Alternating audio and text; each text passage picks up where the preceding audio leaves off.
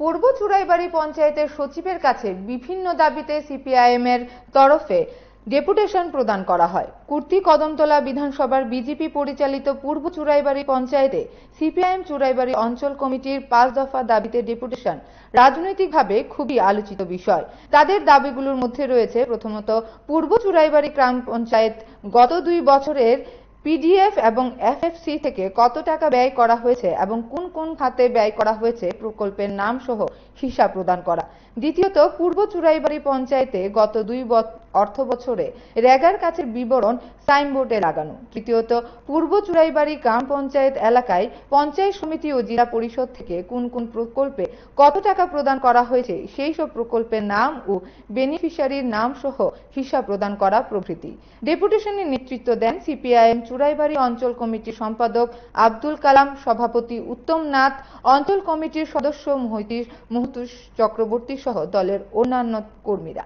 CPIM কর্মী সমর্থকরা মিছিল করে পঞ্চায়েতের সামনে জমায়েত হন। পরবর্তীতে পঞ্চায়েত সচিবের হাতে 5 দফা দাবির ডেপুটেশন তুলে দেওয়া হয়। ব্লক ডেভেলপমেন্ট অফিসারের কাছে আমরা যথারীতি অ্যাপ্লিকেশন দিয়েছিলাম যে আমরা আজকের তারিখে অর্থাৎ 7/8/2025 তারিখে পূর্ব চুরাইবাড়ি পঞ্চায়েতে আমরা গণ ডেপুটেশন দেবো। যা এই পঞ্চায়েত এলাকার সাধারণ মানুষের কিছু দাবি 5টা দাবি দেওয়া নিয়ে পঞ্চায়েতে ডেপুটেশন দেবো। বিডিও সাহেব আমাদেরকে রিসিভ দিচ্ছেন এবং যথারীতি কইছেন যে ওই ডেপুটেশনের দিনে পঞ্চায়েত সেক্রেটারি তো থাকবেনই, তিনিও থাকার মতো জন্য চেষ্টা করবেন। কিন্তু পরিতাপের বিষয়, আজকে যখন এখানে পঞ্চায়েতে আসলাম এসে দেখি পঞ্চায়েত সেক্রেটারি এখানে নেই। বিডিও সাহেবও এর আগে আমাদেরকে কিছু জানাননি, পঞ্চায়েত অফিসারও জানাননি। এখানে আছেন কে গ্রাম সেবক অর্থাৎ জিআরএস আমাদের রিসিপ্টটা এই ডেপুটেশনটা নিলেন।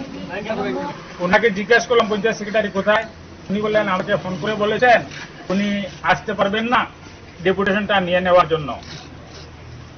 তো আমরা যেহেতু সাধারণ মানুষের দাবি জমা নিয়ে এসেছি, ওনার কাছে আমরা ডেপুটেশনে মিলিত হয়েছি। ওনাকে আমরা 5টি দাবি তুলে ধরেছি, উনি সহমত পোষণ করেছেন। পঞ্চায়েত এলাকায় যে রেগায় দুর্নীতি হচ্ছে সেটা তিনি বলেছেন যে সাইনবোর্ড লাগানো হচ্ছে না, এটা পরোক্ষভাবে বুঝিয়ে দিয়েছেন যে রেগায় দুর্নীতি হচ্ছে। বই ছাপানোর যে কথাগুলা, প্রতি বছর বই ছাপানোর কথা, সাধারণ মানুষকে হিসাব দেওয়ার কথা পঞ্চায়েত আইনে আছে। পিডিএফ এবং এফএফসির বছর শেষে মানুষকে হিসাব দেওয়া হয়, বছর শেষে হিসাব দেওয়া হয় না গত 7 বছর থেকে। এফএফসি এবং পিডিএফ এর টাকা কোথায় গেল সেই প্রশ্ন ওনাকে করলে তিনি বললেন যে সেটা তো পঞ্চায়েত সেক্রেটারি জানেন। ঠিক আছে, আমি পঞ্চায়েত সেক্রেটারিকে বলবো, উনি আপনাদেরকে জবাব দেবেন। আমরা আরো অনেক দুঃখের সহিত আমরা বলছি, পূর্ব চুরাইবাড়ি এলাকায় একটা জেবি স্কুল আছে যেটার নাম হচ্ছে রবিদাসপাড়া নিম্ন বুনিয়াদী বিদ্যালয়। গত 5 বছর থেকে ওই বিদ্যালয়টির তার নির্দিষ্ট জায়গা থেকে সরিয়ে একটা অঙ্গনওয়াড়ি সেন্টারে চালানো হচ্ছে।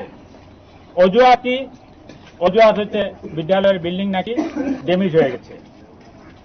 দপ্তরের কোনো হেলদোল নেই, পঞ্চায়েতেরও কোনো হেলদোল নেই। জিজ্ঞেস করলাম যে এই 5 বছর থেকে যে এই স্কুলটি অন্য জায়গায় যে একটা যে অঙ্গনওয়াড়ি সেন্টার চলছে, পঞ্চায়েত কোনো রেজুলেশন বানিয়ে দপ্তরের কাছে দিয়েছে কি? উনি বললেন আমি তো বলতে পারবো না, আমার আসার পর এটা কোনোদিন হয়নি। পঞ্চায়েত এলাকার সরকার সেটা পঞ্চায়েত ভুলে গিয়েছে। আমরা শেষ পর্যন্ত বলেছি আমরা যে 5টা দাবি উত্থাপন করেছি, এই দাবির আপনি সদুত্তর কখন দেবেন?